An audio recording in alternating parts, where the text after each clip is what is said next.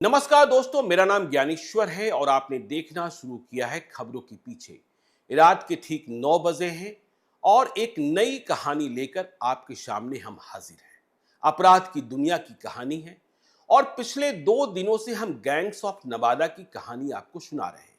मतलब अखिलेश सिंह बनाम अशोक महतो गिरोह की लड़ाई की कहानी। और इस लड़ाई में कितनी लाशें गिरी हैं, 1990 से 2005 तक क्या क्या हुआ है, आप सभी को पता है। पिछली 2 कहानियों में हमने आपको बताया है कि अखिलेश सिंह पहली बार 30 नवंबर 2000 को कैसे गिरफ्तार किया गया और फिर अशोक महतो जुलाई 2001 में 25 जुलाई की रात उसने कैसे नवादा के प्रभारी एसपी गुप्तेश्वर पांडे के सामने आत्मसमर्पण किया था। वैसे देखिए, कंट्राडिक्टरी दावे यह हैं कि वह गिरफ्तार किया गया था अशोक महतो। जब अखिलेश सिंह गिरफ्तार हुआ था तो मुठभेड़ भी हुई थी, जिसमें अखिलेश सिंह का एक विश्वस्त सहयोगी जो एसएलआर लिए हुए था, उपेंद्र सिंह एलियस ओपी, मारा भी गया था। खुद अखिलेश सिंह को हाथ में गोली लगी थी तो अखिलेश सिंह जेल में और 8 महीने के बाद अशोक महतो भी गिरफ्तार कर लिया गया था। देखिए, जब इस कहानी को हम सुना रहे हैं तो कई दर्शकों ने अनुरोध किया कि आप लगे हाथ अफसर नरसंहार की कहानी भी सुना दीजिए। मतलब 11 जून 2000 को जो नरसंहार हुआ था अखिलेश सिंह के गांव अफसर में, और यह नरसंहार अखिल सिंह के गांव में अशोक महतो और अक्षत सिंह ने मिलकर किया था। 12 लोगों की हत्याएं हुई थी। वैसे दावा यह किया जा रहा था कि 23 लोग मारे गए हैं, बाकियों की लाश अखिलेश सिंह के लोगों ने गायब कर दी है। लेकिन देखिए, अफसर की कहानी सुनाए इसके पहले अशोक महतो के आत्मसमर्पण से जुड़े कुछ और तथ्य हैं, उन्हें जानना भी आपके लिए आवश्यक है। अब यह क्यों आवश्यक है? देखिए, अशोक महतो जब उसने आत्मसमर्पण किया तब नवादा के एसपी के प्रभार में थे गुप्तेश्वर पांडे। गुप्तेश्वर पांडे की तैनाती नालंदा के एसपी के तौर पर थी। मतलब पूर्णकालिक एसपी हुए नालंदा के थे, लेकिन नालंदा, नवादा, शेखपुरा तीनों इन दोनों गिरोहों की लड़ाई में झुलस रहा था। तो नवादा के पूर्णकालिक एसपी जेएस गंगवार 17 जुलाई से 29 जुलाई 2001 तक अवकाश पर गए, मतलब छुट्टी पर गए, 13 दिनों की छुट्टी पर, और प्रभार दिया गया गुप्तेश्वर पांडे को। गुप्तेश्वर पांडे कम्युनिटी पुलिसिंग के लिए जाने जाते हैं।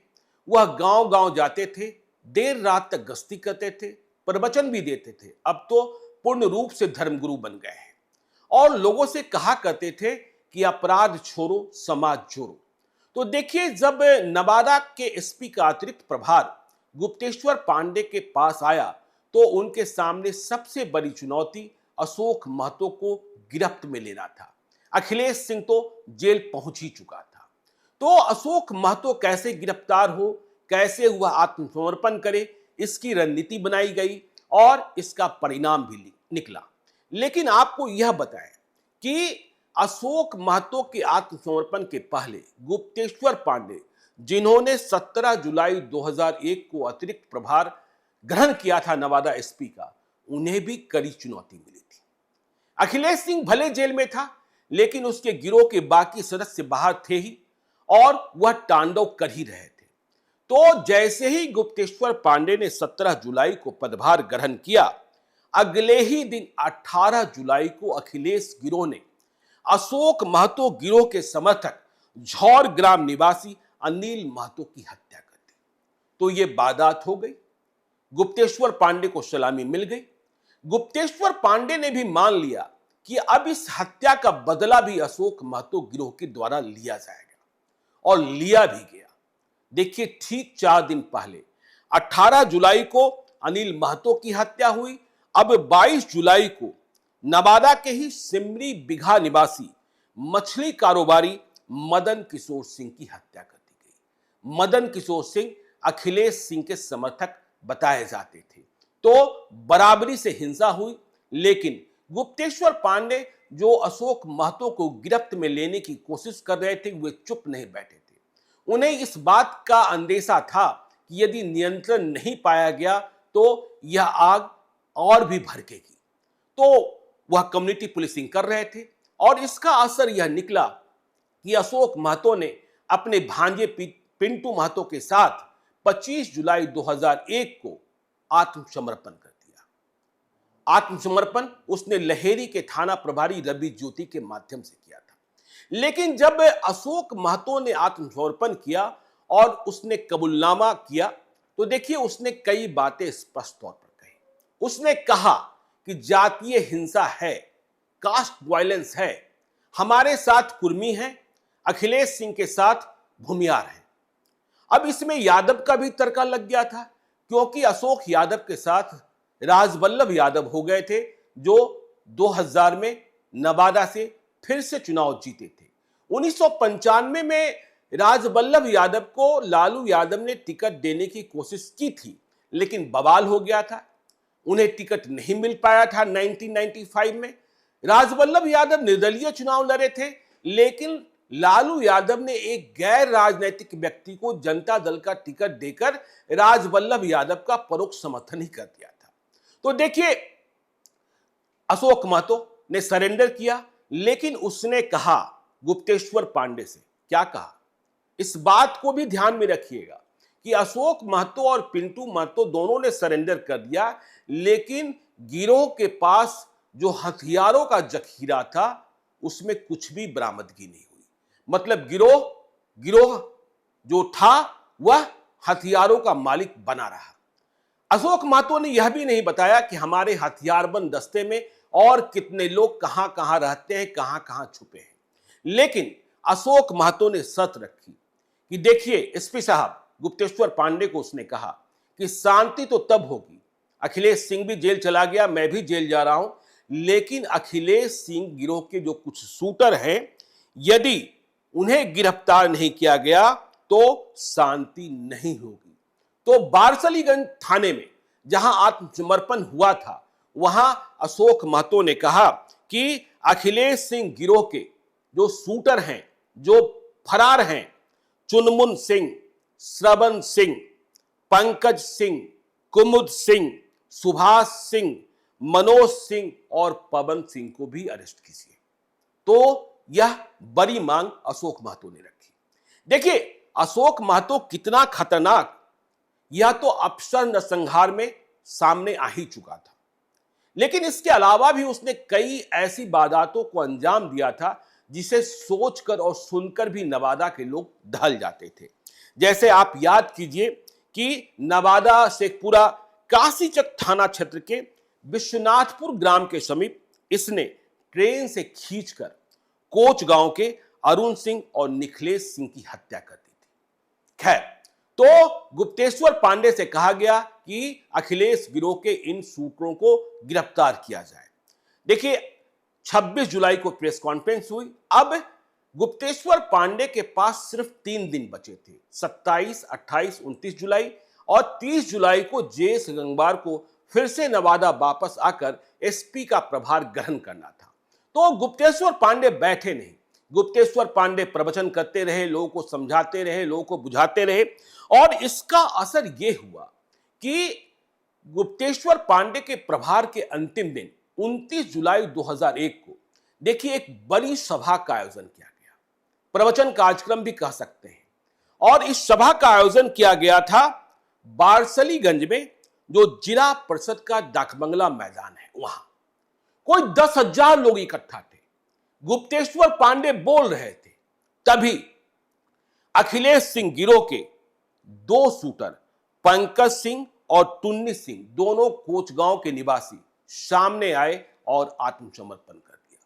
तालियां बजने लगी, गुप्तेश्वर पांडे हीरो बन गए।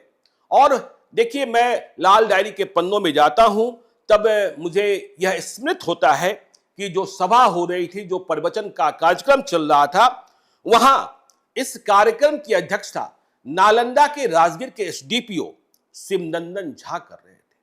और इस कार्यक्रम में डीएम शिवनंदन राम भी मौजूद थे। शिवनंदन राम ने कहा, जब इन दोनों ने आत्मसमर्पण कर दिया, पंकज सिंह और टुन्नी सिंह ने, अखिलेश सिंह के आदमी ने, कि देखिए मैं बिहार के मुख्यमंत्री, देखिए राबड़ी देवी मुख्यमंत्री थी, लेकिन सत्ता तो लालू यादव की ही थी, मैं सरकार से कहूंगा कि अगले 6 महीने तक गुप्तेश्वर पांडे को नवादा एसपी के प्रभार के रूप में रहने दिया जाए। और नारा भी लगने लगा 13 दिन बनाम 13 साल। क्योंकि पहले किस तरीके से लाशें गिर रही थी, ये सारी कहानियां तो देखिए अशोक महतो के आत्मसमर्पण और गुप्तेश्वर पांडे के प्रभार के दिनों में हुए ऑपरेशन की है। देखिए हमारे दर्शकों ने जो कहा कि आप अफसर नरसंहार की कहानी भी सुनाइए। देखिए अफसर नरसंहार की पूरी कहानी आपको सुनाएंगे, मैं वहां गया भी था। लेकिन पहले यह जानना आवश्यक है कि अफसर नरसंहार की पृष्ठभूमि कैसे बनी। क्या हुआ कि अशोक महतो अखिलेश सिंह के गांव में घुस गया। तब अखिलेश सिंह गिरफ्तार नहीं हुआ था। 11 जून 2000 की बात है, गिरफ्तारी तो नवंबर 2000 में हुई थी।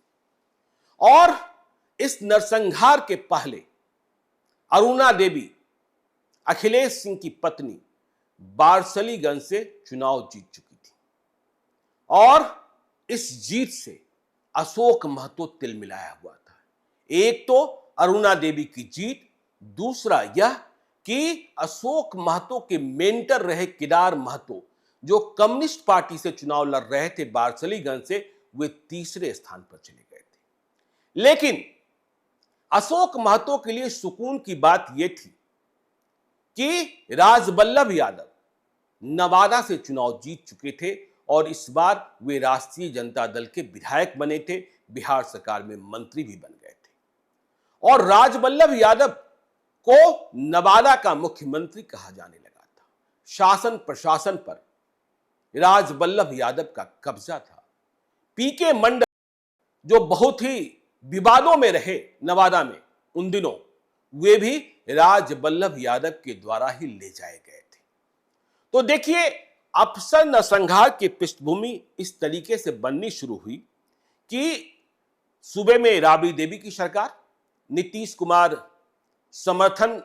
कुमार बहुमत साबित नहीं कर पाए थे विधानसभा में, उन्हें इस्तीफा देना पड़ा था। लेकिन अरुणा देवी जो निर्दलीय जीती थी वह नीतीश कुमार के साथ ही थी।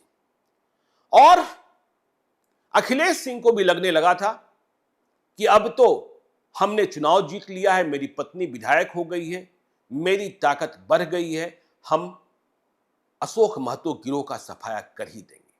लेकिन अशोक महतो भी संरक्षित था। अशोक महतो समझता था कि हम जमीन पर लड़ सकते हैं। कुर्मियों का साथ तो मिला ही हुआ था, यादव भी साथ हो गए थे। अब देखिए लाशें गिरनी शुरू हुई अफसर नरसंहार के पहले, जिसके बाद अफसर नरसंहार को अंजाम दिया गया। हुआ यह कि अशोक महतो ने चुनाव के बाद अखिलेश गिरोह के पवन सिंह की हत्या कर दी। यह बड़ी हत्या थी। अखिलेश गिरोह को जब खबर मिली, अखिलेश सिंह को जब खबर मिली, तो वह आग बबूला हो गया कि नहीं, इस हत्या का बदला तो लेना ही होगा, नहीं तो हमारा गिरोह जो है वह कमजोर पड़ जाएगा। इसका परिणाम यह हुआ कि अखिलेश गिरोह ने पवन सिंह की हत्या के बाद पकरी बरामा जो थाना है, जहां का मूल निवासी अशोक महतो, राजो बिघा गांव है, वहां के 5 यादवों की हत्या अखिलेश महतो गिरोह द्वारा कर दी गई। इसके बाद तो हाहाकार मच गया। देखिए उन दिनों राजनीतिक जो घटनाक्रम था, लालू यादव पर यह आरोप लगता था कि जब पिछड़ों की हत्या होती है, दलितों की हत्या होती है, तो वह सांत्वना देने उन गांवों में जाते हैं, लेकिन सवर्णों की हत्या होती है तो वे नहीं जाते। अब तो इस अखिलेश सिंह गिरोह ने पकरी बरामा थाना के राजू बिघा गांव में 5 यादवों की हत्या कर दी थी। सरकार को जागना ही था।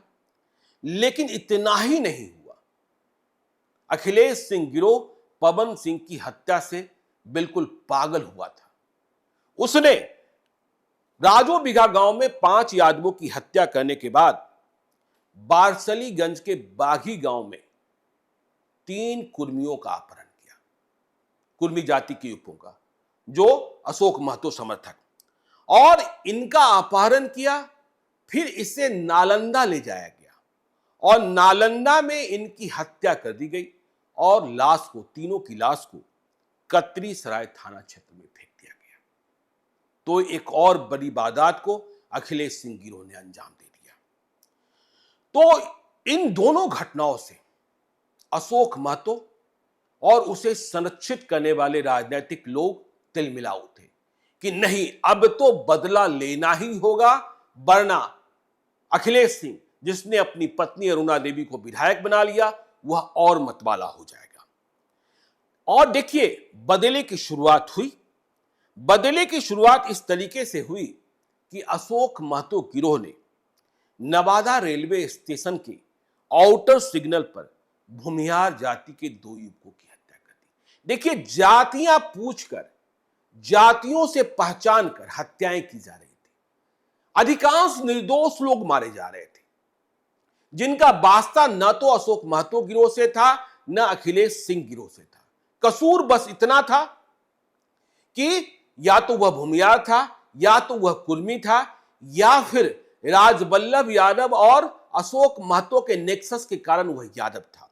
तो नवादा रेलवे स्टेशन के आउटर सिग्नल पर भूमिहार जाति के 2 युवकों की हत्या हुई। इसके बाद भूमिहार जाति के एक और युवक सुधीर सिंह की हत्या कर दी गई। तो 8 हत्याओं के बदले में 3 हत्याएं हुई। और जब ये 3 हत्याएं हो गई, नवादा रेलवे स्टेशन के आउटर सिग्नल पर भी हो गई, तो अखिलेश सिंह को लगा कि अब तो हमें जवाब देना है।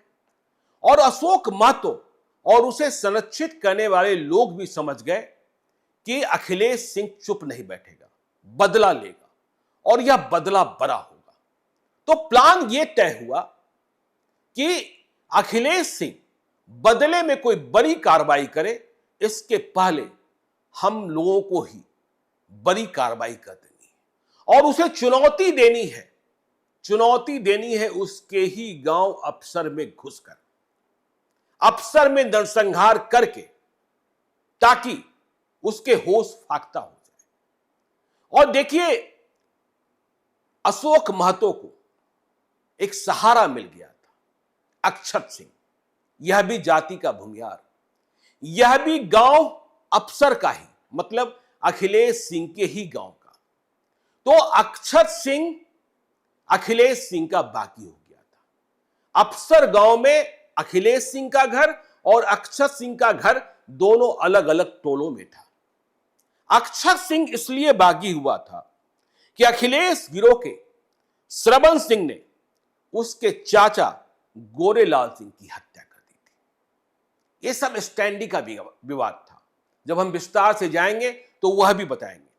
तो गोरेलाल सिंह चाचा की हत्या के बाद अक्षत सिंह ने अशोक महतो से हाथ मिला लिया था, क्योंकि अक्षत सिंह समझता था कि अकेले हम अखिलेश सिंह से बदला नहीं ले सकते हैं। बदले की आग जो उसके सीने के भीतर धधक रही थी।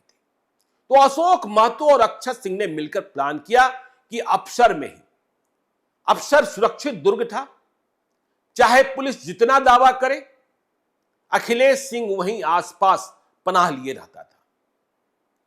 लेकिन देखिए, आप यदि किसी बड़े अपराधी गिरोह के बारे में समझेंगे, जो उसका सरगना होता है, जो उसका डायरेक्टर होता है, जब वह बड़ी वारदातों में शामिल हो जाता है, तो उसके घर में अधिसंख्यक लोग नहीं रहते हैं, रात को तो नहीं ही सोते हैं, क्योंकि खतरा इस बात का बना रहता है कि कब पुलिस आ जाएगी, कब दुश्मन गिरोह आ जाएगा।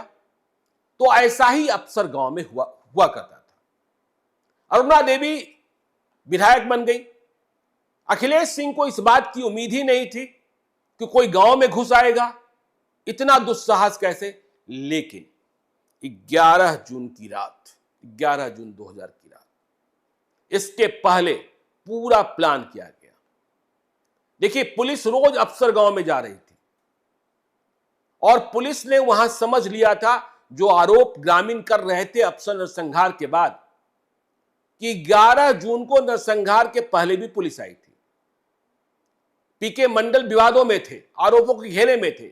हालांकि देखिए, जब अशोक महतो ने आत्मसमर्पण किया था 25 जुलाई 2001 की रात को, तो उसने कहा था कि पीके मंडल, आरक्षी मुकेश कुमार और मंत्री राजवल्लभ यादव से मेरा कोई नाता नहीं है, लेकिन अफसर गांव में अशोक महतो ने, अक्षत सिंह ने रेड करने के लिए, यह पुलिस की रेड नहीं थी, यह अपराधियों की रेड थी, लेकिन तय यह किया गया कि पुलिस की वर्दी में चलेंगे। अब देखिए, यह बिहार पुलिस की बदकिस्मती है। बिहार पुलिस का स्टैंडर्ड क्या है? बिहार पुलिस की तरह यदि अपराधी भी वर्दी पहन लेते हैं तो वे पुलिस वाले ही दिखने लगते हैं, लेकिन यह फर्क आपको दिल्ली पुलिस और हरियाणा पुलिस और पंजाब पुलिस में नहीं दिखाई पड़ेगा। यहां तो कुछ भी हो जाता है बिहार में। तो पुलिस की वर्दी खरीदी गई और पूरी तैयारी के साथ 11 जून 2000 की रात को अफसर गांव पर चढ़ाई कर दी गई। इसके बाद जो हुआ वह तो पूछिए मत। लेकिन क्या हुआ, कैसे हुआ, यह आपको हम बताएंगे अगले एपिसोड में, मतलब कल रात ठीक 9 बजे 6 अगस्त को, क्योंकि 12 जून 2001 की सुबह पटना से चलकर मैं नवादा के अफसर गांव में था और वहां लाशें ही लाशें बिछी हुई थी। पुलिस वालों का हाल जो था वह तो पूछिए मत। सरकार भी सदमे में थी, लेकिन राजनीति कुछ और हो रही थी। तो क्या सब हो रहा था यह आपको बताएंगे कल रात को 9 बजे। इंतजार कीजिएगा खबरों के पीछे के नए वाले एपिसोड को और देखते रहिए हमारे YouTube चैनल को। यदि अब तक आपने सब्सक्राइब नहीं किया है तो जरूर कर लीजिएगा, और यदि इस वीडियो को आप फेसबुक पेज के माध्यम से देख रहे हैं तो पेज को लाइक कीजिएगा, ट्विटर पर भी हमें फॉलो कीजिए। धन्यवाद।